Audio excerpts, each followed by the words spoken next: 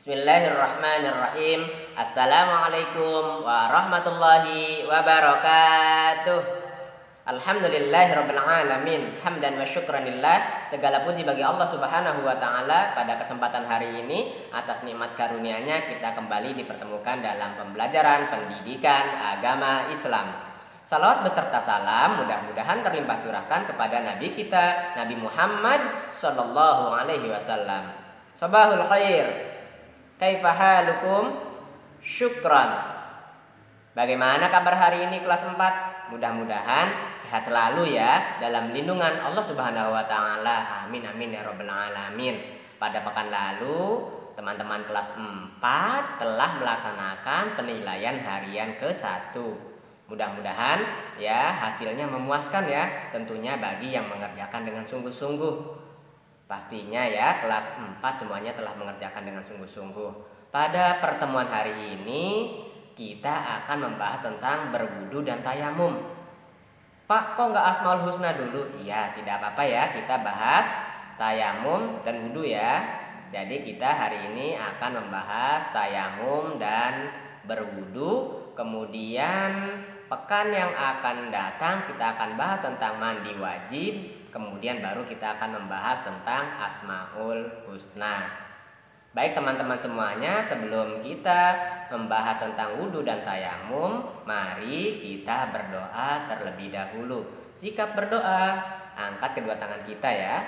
Kita mulai. Bismillahirrahmanirrahim. Rabbi zidni ilman warzuqni fahman. Rabbi syrahli sadri wa yassirli amri wahlul 'uqdatam min lisani yafqahu qawli. Amin.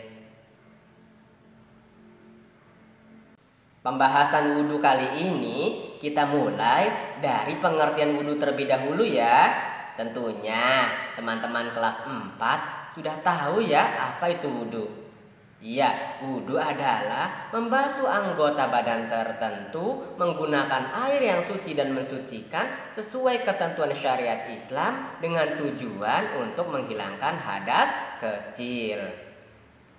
Wudhu hukumnya wajib bagi orang-orang yang akan melaksanakan sholat, sebagaimana firman Allah Subhanahu wa taala di dalam surat Al-Maidah ayat 6.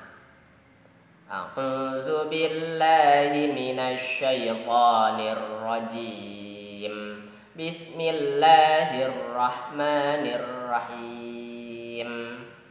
Ya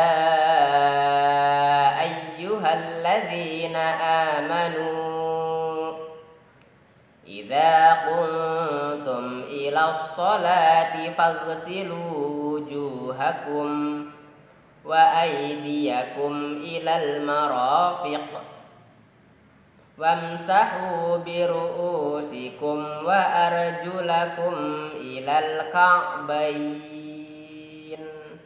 Al-ayah. Shadaqallahul azim.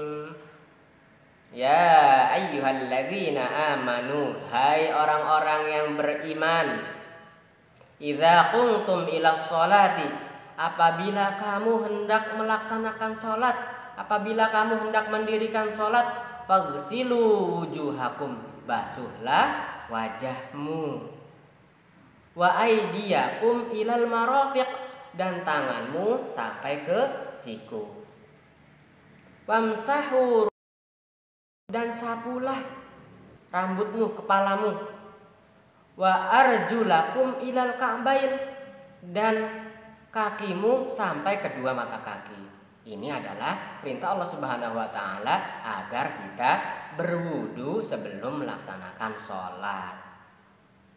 Wudu hukumnya sunnah bagi orang-orang yang akan mengerjakan ibadah-ibadah lain seperti berdoa, berzikir, kemudian hendak tidur dan ibadah-ibadah lainnya.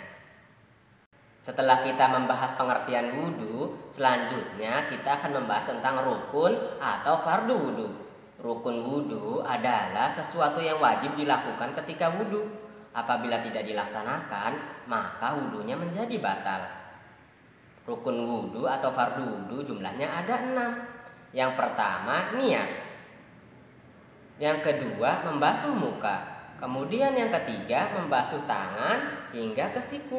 Kemudian yang keempat, membasuh kepala atau mengusap sebagian kepala. Kemudian yang kelima adalah membasuh kaki hingga mata kaki. Kemudian yang terakhir adalah tertib atau berurutan. Itulah rukun atau fardu wudhu. Selain dari rukun atau fardu wudhu di atas, termasuk dalam sunnah-sunnah wudhu. Adapun yang membatalkan wudhu diantaranya adalah yang pertama, keluarnya sesuatu dari kubul atau dubur seperti buang air besar, buang air kecil, atau buang angin. Yang kedua, tertidur pulas. Dan yang ketiga, hilang akal. Hilang akal ini banyak sebabnya ya, bisa karena gila, kemudian mabuk, pingsan, baik sengaja atau tidak sengaja ya, karena dibius, ataupun pingsan karena hal lainnya ya, bisa kelelahan dan sebagainya. Yang keempat, menyentuh kemaluan secara langsung tanpa penghalang. Itulah hal-hal yang membatalkan wudhu. Selanjutnya yang akan kita bahas adalah tentang tayamum.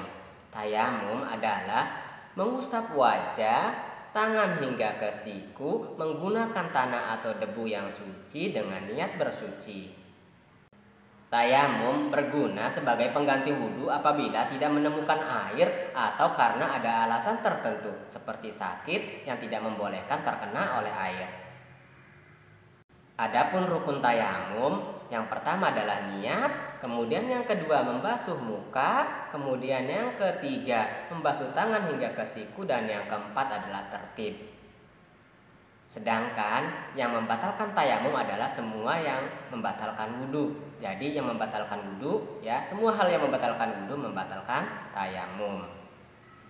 Adapun tata cara tayamum sebagai berikut.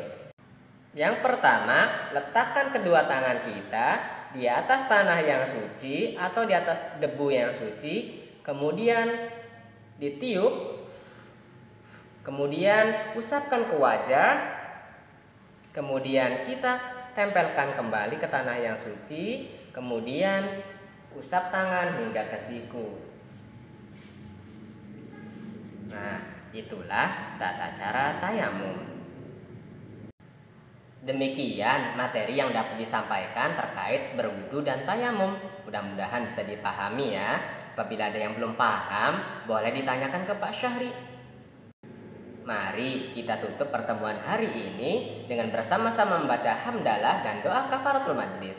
Alhamdulillahirabbil alamin. Subhanakallahumma wa bihamdika asyhadu an la ilaha illa anta astaghfiruka wa atubu ilaik.